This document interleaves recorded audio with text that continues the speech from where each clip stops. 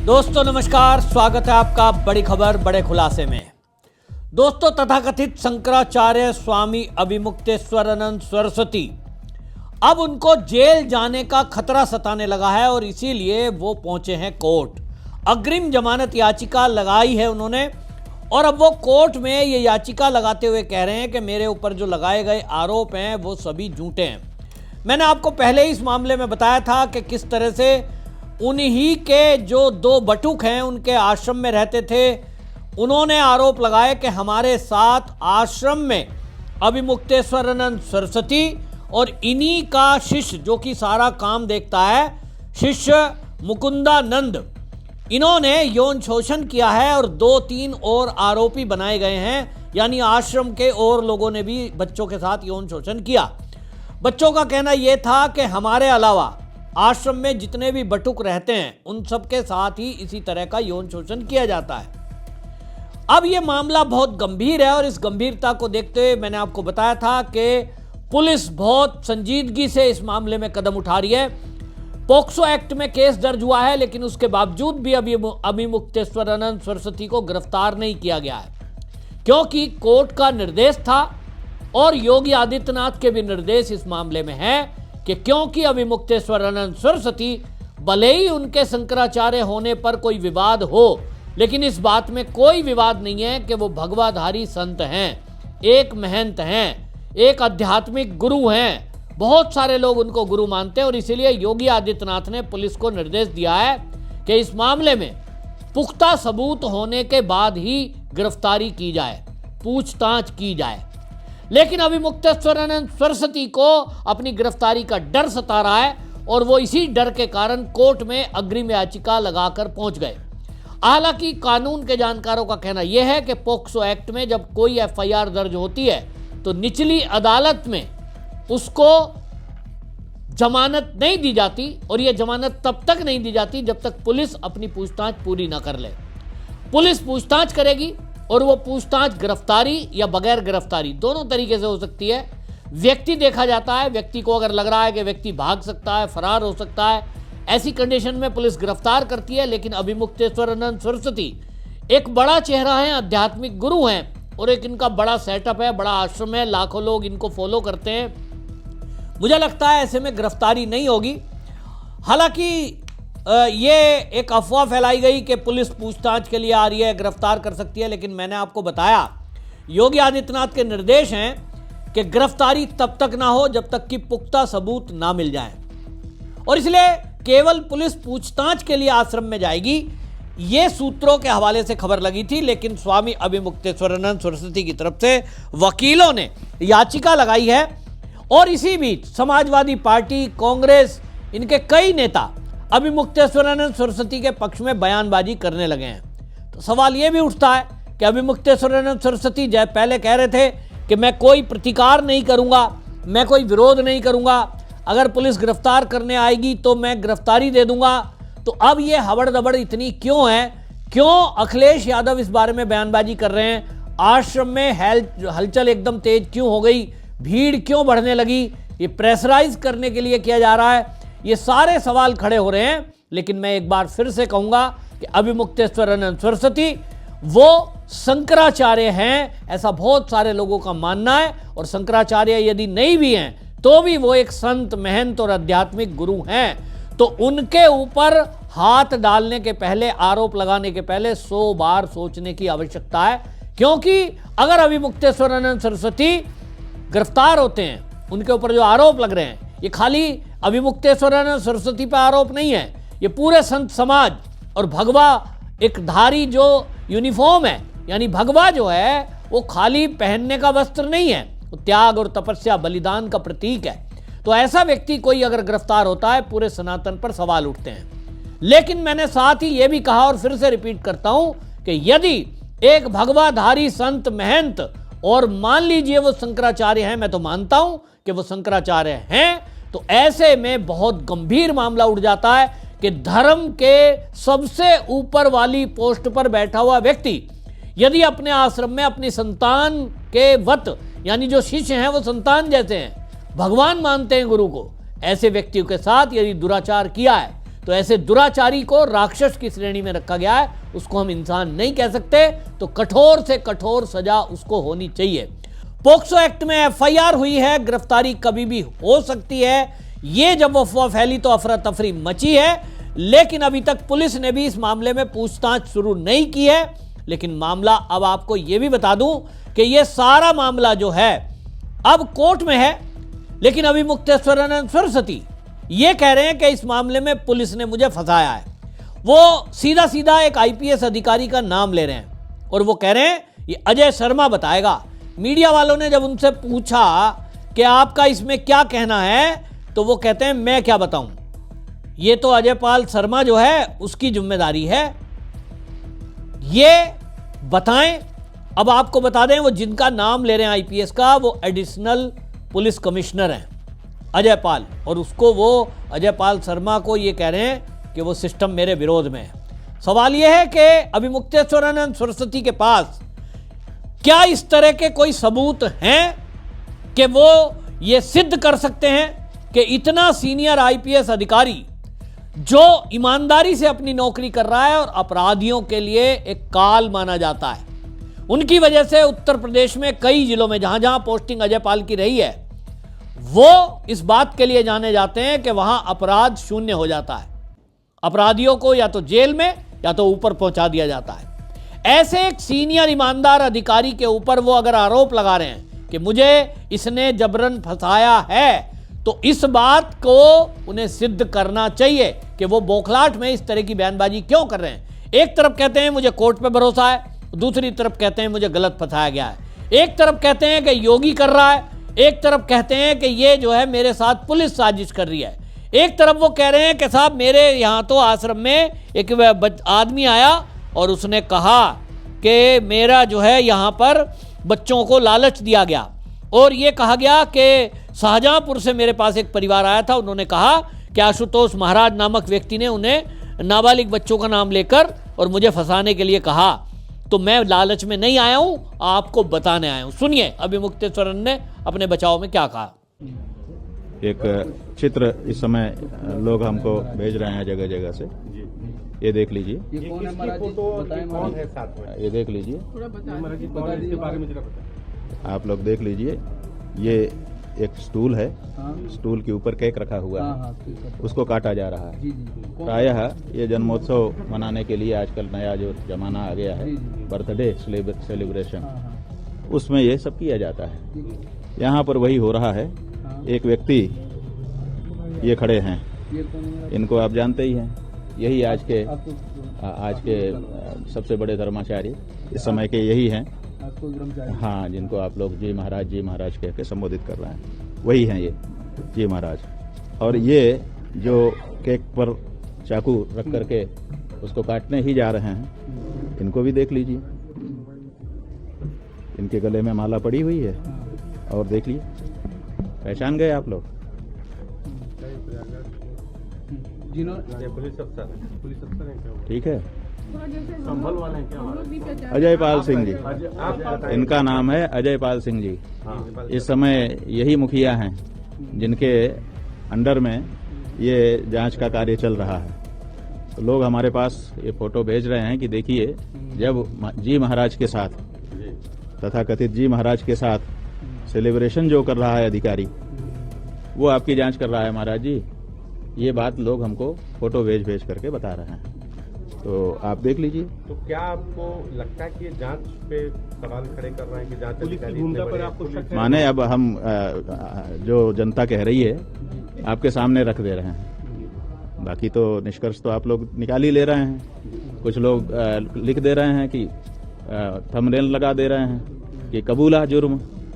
अब उसके में हम क्या कर सकते हैं? तो महाराज जी, तो आप लोग क्या निष्कर्ष निकालेंगे, क्या जनता के सामने परोसेंगे, ये तो आप लोगों के ऊपर है। तस्वीर आप दिखा रहे हैं, तो क्या माना जाए कि क्या माना जाए? से लेकर ये मुकदमे क्या माना जाए? ये अधिकारी है क्या महाराज जी? एक हिस्ट्री सीटर के साथ एक पुलिस का बड़ा अधिकारी मिल करके सेलिब्रेशन कर रहा है। ये अपराधी और पुलिस का जो गठजोड़ है, ये चित्र बखूबी इस बात को कह रहा है, और उत्तर प्रदेश में ये सब हो रहा है। 21-22 मुकदमे दर्ज होने के बाद भी केक काट रहे हैं, हाँ, क्या तो कहेंगे इस पे? आप देख लीजिए, हम क्या कहेंगे अब इसमें? चित्र ही जो कुछ कहना कह रहा है। तो महाराज जी ये चूंकि जिन पुलिस अधिकारी की आप ये देखिए थोड़ा बड़ा करके इन्होंने ला दिया, पकड़ लीजिए। जिनकी तस्वीर आप दिखा रहे हैं जयपाल शर्मा की, ये इसका मतलब कुंभ में भी पिछले साल थे, तो आप ये क्या मान रहे हैं कि कुंभ में जो घटना हुई और अब जो FIR हुई सब कुछ प्री प्लान है? आपको लगता है सब योजनाबद्ध है। देखिए हम बात बता रहे हैं ना कि 18 तारीख को सवेरे संगम के नोच पर हमको रोका गया, उसके बाद फिर जो कुछ तांडव करना था किया गया, उसके बाद 18 तारीख की शाम को ही एक मुकदमा यही व्यक्ति करता है, तथाकथित जी महाराज, और वो कहता है कि हम रास्ते से जा रहे थे अपनी यात्रा लेकर के, हमारे जो शिष्य हैं प्रमुख शिष्य मुकुंदानंद जी वो आए और उन्होंने हमको पटक दिया और पटक करके हमारा गला दबा रहे थे, माने मारना ही चाहते थे। कुंभ के माने माघ के मेले में मौनी अमावस्या के दिन, जिस दिन तिल रखने की जगह नहीं रहती है, सब रास्ते भरे रहते हैं, उस दिन एक जो है 24-25 साल का सन्यासी, एक जो है हट्टा कट्टा देख ही रहे हैं, 50 साल से तो कम नहीं है, इनको पटक करके और गला दबा रहा था एक बात। और उसके बाद हम पालकी पर बैठे थे, वहीं से हमने एक बहुत वजनदार चीज फेंकी और वो अगर हम हट न जाते तो हमारे ऊपर ही गिरती और हम मर जाते। ये मुकदमा उन्होंने उसी शाम 18 तारीख की शाम को दाखिल कर दिया। अब आप बताइए कि 18 तारीख की शाम को ही ये व्यक्ति कहां से सक्रिय हो जाता है? इसके पहले इसका नाम तक हम नहीं जानते हैं, ये सक्रिय हो गया। किसने सक्रिय कर दिया? अजयपाल शर्मा वहां पर ड्यूटी पर है और वो शामली में पहले लंबा समय तक कायम कर चुके हैं और वहीं से इनकी दोस्ती हो चुकी थी। अब वो 18 तारीख की शाम को ही ला दिया जाता है कि भाई आओ तुम अब जरा हमारे लिए खेलना शुरू करो। मुकदमा किया। अब मुकदमा ऐसा था कि उसके लिए सड़क का मामला था, फुटेज सब आजकल रहती ही है, लोग वीडियो भी बना लेते हैं, हर आदमी के पास मोबाइल रहता है, CCTV फुटेज है। और हम आप लोगों के कैमरे के सामने ही उस दिन पूरे दिन बैठे थे, पूरी रात बैठे थे, इसलिए मामला बन नहीं रहा था, पुलिस ने दर्ज नहीं किया। फिर जरूर इनकी कोई मीटिंग हुई होगी, फिर इन्होंने 24 तारीख को ये शुरू कर दिया कि साहब ये पॉक्सो एक्ट लगा दिया जाए इनके ऊपर। और देखिए कैसे लड़के आ गए इनके पास, फिर चीजें शुरू हो गई, उसके बाद फिर पुलिस को ईमेल, फिर इनको ईमेल, उनको ईमेल। और अब ये कहा जा रहा है, चैनलों पर हमने देखा, कुछ लोग कह रहे हैं कि पुलिस ने दर्ज नहीं किया, ये तो कोर्ट के आदेश से दर्ज हुआ। बात यह है कि यही सबसे बड़ा सवाल है, सबसे बड़ा सवाल यही आता है कि पुलिस ने मामला क्यों नहीं दर्ज किया। देखिए पॉक्सो एक्ट के मामले में आप लोग कहते हैं इसमें तो गिरफ्तारी जरूर होती है, लेकिन आप इस बात को भूल जाते हैं कि पॉक्सो एक्ट में अगर कोई लड़का आया है, कह रहा है मेरे साथ दुराचार हुआ है, तो पुलिस को तत्काल दर्ज कर लेना है, मान लेना है कि ऐसा हुआ है। तो आप बताइए कि पॉक्सो एक्ट का मुकदमा जब पुलिस के थाने में गया, ये महाराज जी महाराज, जो आप लोग जी महाराज कह रहे हैं, वो लेके गए, तो आप बताइए कि पुलिस ने क्यों दर्ज नहीं किया। यही चोर की दाढ़ी में तिनका निकल करके आ जाता है कि पॉक्सो का मुकदमा लेकर के एक व्यक्ति 2 लड़कों को लेकर के गया कि नाबालिग हैं, इनके साथ बड़ा दुराचार हुआ है, फिर भी पुलिस दर्ज नहीं करती है। क्यों नहीं करती है? पॉक्सो जैसा मुकदमा, उसमें तो तत्काल पुलिस को सक्रिय हो जाना चाहिए, जो बच्चा कह रहा है उसी को मान लेना चाहिए और मान करके तत्काल उसका मेडिकल कराना चाहिए, तत्काल उसको जुवेनाइल बोर्ड को सौंप देना चाहिए, तत्काल उस पर कार्रवाई करनी चाहिए। तो सवाल यह है कि पुलिस ने क्यों नहीं दर्ज किया? क्यों? सुनिए, क्योंकि चोर की दाढ़ी में तिनका होता है। पुलिस ही एक कहानी बना रही थी, इसलिए पुलिस को डर था कि गड़बड़ ना हो जाए। ऐसा करते हैं, कोर्ट से आदेश करवा के तब करते हैं, तब कोर्ट से आदेश करवा करके तब ये दाखिल कर दिया गया मुकदमा। अब उनके पास ढाल हो गई कि साहब हम तो कोर्ट से आए हैं, हमने डायरेक्ट नहीं किया। क्यों नहीं किया? सबसे बड़ा सवाल यही है कि पॉक्सो जैसा मुकदमा, बच्चों के साथ अत्याचार अन्याय का मामला, और पुलिस के पास वो बच्चे जाते हैं, वो कह रहा है कि मैं तो बच्चों को लेके गया था और इन्होंने दर्ज नहीं किया, कृपया हमारा सुने। फिर वो कहता है कि मैंने 2 तारीख को ईमेल किया बड़े अधिकारियों को। बड़ी अधिकारी ईमेल पाने के बाद उन्होंने भी कुछ नहीं संज्ञान लिया। क्यों नहीं लिया? क्योंकि बड़े अधिकारी पहले से मिले हुए थे, वो सोच रहे थे कि हमारी निंदा ना हो जाए, इसलिए पहले कोर्ट से ले लेते हैं, चुप रह जाते हैं, तब जाकर के कोर्ट में मामला गया है। तो महाराज समझ रहे हैं महाराज जी? और कोर्ट में जब धारा 22 के अंतर्गत हमने सारा मामला रख दिया, अपने प्रमाण सामने रख दिए, उसके बाद जो आदेश आया उसमें उसका कोई उल्लेख ही नहीं किया गया कि इनकी तरफ से भी कोई बात कही गई है। और 14 पन्ने का लंबा, जैसा कि वकीलों ने आप लोगों को से बताया ही है कि इतना लंबा जजमेंट लिखा, सुप्रीम कोर्ट, हाई कोर्ट जाने कितनी रूलिंग भर दिया, लेकिन ये नहीं बताया कि वो लड़के हमारे पास आए कैसे, कहां से आए। जब हमारे विद्यालय के छात्र नहीं थे, हमारे से उनका लेना देना कोई संबंध नहीं था, तो कैसे वो आ गए। तो ये जो बात है ये अपने आप में साबित करती है कि ये पुलिस की सह पर मुकदमा हिस्ट्री सीटर महाराज जी कर रहे हैं, और साथ ही साथ उस पुलिस को निर्देश कहां से मिल रहा है इसका भी अनुमान हो जा रहा है। कल रमाशंकर दीक्षित भी यहाँ पर आए थे, अपनी बात रख रहे थे। इस बात का इन्वेस्टिगेशन फिर कैसे होगा, क्योंकि अगर अजयपाल अब बात यह है कि हमने तो दिखा दिया, जनता के सामने जो तथ्य है वो रख दिए। जनता ही हमको ये बातें बता रही है, हम तो जानते नहीं थे, हम तो इनको जानते भी नहीं थे जी महाराज को, जनता ने ही बताया। एक एक पीड़ित निकल करके आया कि हमारे साथ ये किया है, हमारे साथ ये किया है, हमारे साथ ये किया है। हम क्या कह सकते हैं की बात करेंगे कि इन्वेस्टिगेशन किसी और से। बात यह है कि जो कुछ जरूरी होगा वो सब कहा जाएगा, लेकिन वो तो हम नहीं कह सकते ना, वो तो अधिवक्ता गण करेंगे। कोर्ट में आपके लीगल पैनल की ओर से ये बात कही जाएगी कि पुलिस ही इसमें बात यह है कि जो जरूरी होगा लीगल पैनल वाले जो समझेंगे सब कहेंगे। हम तो आपके बात एकदम, हमारी बात जो है वो आम बात है, हम लीगल एस्पेक्ट सोच करके नहीं बोल रहे हैं। जो तथ्य एक आम आदमी के मस्तिष्क में आते हैं वो हमारे भी आ रहे हैं, आपके भी आ रहे हैं, और सुनने समझने वालों के भी आ रहे हैं, तो वही बात हम कह रहे हैं। कल एक व्यक्ति आया था, वो भी कहा कि हमको प्रलोभन दिया गया था। आप देखिए ना, वो व्यक्ति आया और कितना डरा हुआ था, उसको धमका रहे हैं कि देख लेना, फिर जी लेना। ये क्या बात है। लड़का माने जो उन्होंने भेजा है ईमेल, उस ईमेल में लिखा है लड़का आब्लिक लड़की। इसका मतलब कि वो पहले से प्लान किए हुए हैं कि एक लड़का का और एक लड़की का इसमें हम करवाएंगे। तो अब वो खोज रहे हैं कि कोई लड़की का माता पिता खड़ा होकर कह दे कि हमारी नाबालिग लड़की के साथ इन्होंने किया। माने शंकराचार्य संस्था को समाप्त कर देने के लिए कितना बड़ा षड्यंत्र किया जा रहा है। हम आपसे, आपके माध्यम से कहना चाहेंगे कि ये मामला भारत के दुर्लभतम मामलों में माने प्रवेश कर रहा है। इसमें अगर ये सच है कि शंकराचार्य ने कोई दुराचार किया है, तो भी मतलब दुर्लभतम श्रेणी में है। शंकराचार्य से ये आशा मतलब सपने में भी नहीं की जा सकती है। तो इसलिए इस पर बहुत अब पूरे देश को ध्यान दे करके लड़ने की जरूरत है, क्योंकि ये बहुत बड़ा मामला बना दिया गया है। अगर ऐसा हुआ है तो फिर बहुत कड़ा, इतना कड़ा कि जितना कड़ा कुछ नहीं हो सकता, आज तक इतिहास में नहीं हुआ, उतना कड़ा दंड घोषित करना पड़ेगा, तभी ये न्याय हो सकेगा। और अगर ये झूठा है, जैसा कि है ही हमारा कहना है, तो जिन लोगों ने ये आरोप लगाया है उनके ऊपर भी कड़ा से कड़ा दंड मिलना चाहिए। अब ये मामला इस तरह का नहीं है कि कोई आया और मुकदमा कर दिया और चल गया।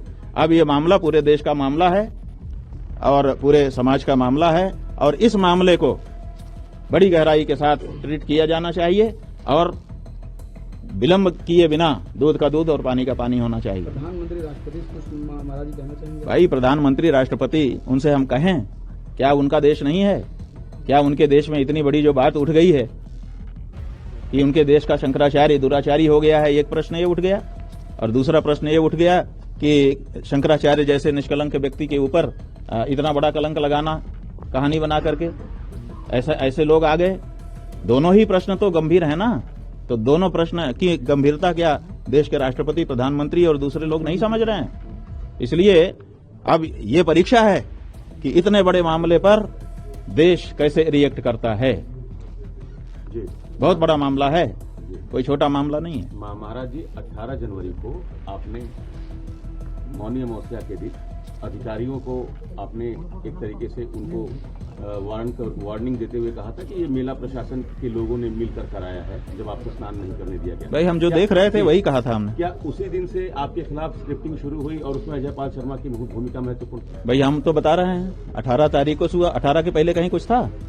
18 के पहले हम अपना काम कर रहे थे, वो अपना काम कर रहे थे। 18 के बाद से ही तो शाम को ये व्यक्ति उदित हुआ और इसने पहला मुकदमा दर्ज कराया। मैंने कह रहा है कि हम उसी दिन थाने में गए थे, उसके बाद फिर हम ईमेल भेजा, फिर ये किया, फिर वो किया, फिर ये किया, फिर ये किया, फिर करता ही चला जा रहा है। फिर जाने कितने थानों में, जाने कितने मुकदमे दाखिल करवा दिए। तो ये 18 से ही तो शुरू हुआ है। इसकी जो शुरुआत है वो 18 मौनी अमावस्या का दिन है और उसके बाद से एक के बाद एक होता जा रहा है। और अजय पाल शर्मा वहां पर नियुक्त हैं और उनका हमने चित्र ये देखिए दिखाई दिया कि महाराज का जन्मदिन मनाया जा रहा है। महाराज ये चित्र के बारे में कुछ और पता चल पाया, ये कब की तस्वीर खींची गई, कहाँ की तस्वीर? बात यह है कि ये तस्वीर आई है, आप लोग इसको खोजिए। हमको तो जनता भेज रही है, ये तस्वीर जनता के द्वारा हमारे पास आई है कि ये देखिए महाराज। इनसे आप, जनता जो भेज रही है उसका ये कहना है कि इनसे आप क्या जांच की उम्मीद रखेंगे, क्योंकि ये तो उनके साथ मिलकर के सेलिब्रेशन कर रहे हैं। लगभग 2 दर्जन मामले महाराज जी शिकायतकर्ता के ऊपर हैं। क्या इनकी भी भूमिका को अजय पाल शर्मा या वहाँ की? अब बात यह है कि हम बहुत ज्यादा नहीं कहेंगे, हम केवल चित्र आपके सामने रख रहे हैं। ये चित्र जो कुछ कहता हो आप पढ़ लीजिए, इससे ज्यादा हम क्या कहें। अपनी तरफ से शब्द हम नहीं मिलाना चाहते हैं, क्योंकि कभी कभी चित्र बहुत कुछ कहता है। आइए सब सुना आपने। अभी मुक्तेश्वरानंद कह रहे हैं कि एक व्यक्ति आया, मैंने कल भी बताया था आपको, और वो कह रहा था कि मुझे फोन आया। सवाल ये है कि यदि कोई इस तरह की प्रयास किए गए कि फर्जी आपको फंसाया जाए, तो वो व्यक्ति ने अगर मना कर दिया तो वो तो लड़कियों वाला तो केस ही नहीं है। अब तो आपके आश्रम के बटुक हैं जिन्होंने ये आरोप लगाए हैं और वो हरदोई के हैं, और हरदोई में बाकायदा वो अपना बयान दर्ज करने पुलिस के पास पहुंचे।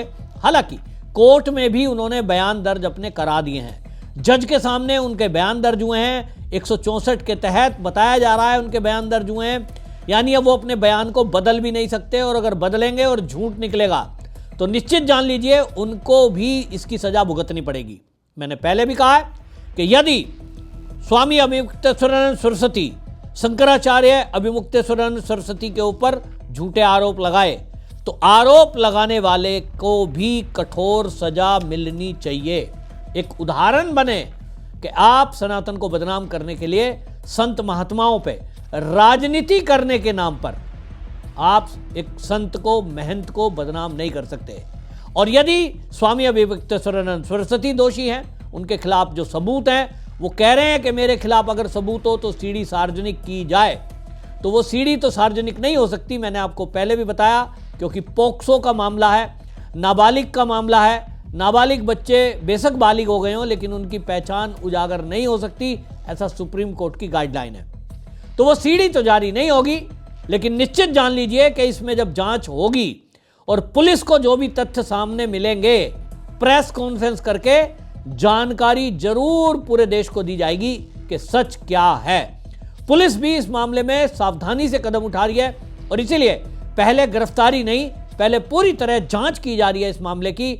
जांच पूरी होने के बाद, गवाह और सबूतों से मिलने के बाद, सीडी जो सौंपी गई है कोर्ट में, उस सारी सीडी के इन्वेस्टिगेशन करने के बाद ही पुलिस किसी की गिरफ्तारी करेगी, चाहे वो अभिमुक्तेश्वरानंद सरस्वती हो या उनके आश्रम में दूसरे रहने वाले जो संत हैं मुकुंदानंद, जिन पर आरोप लगे हैं।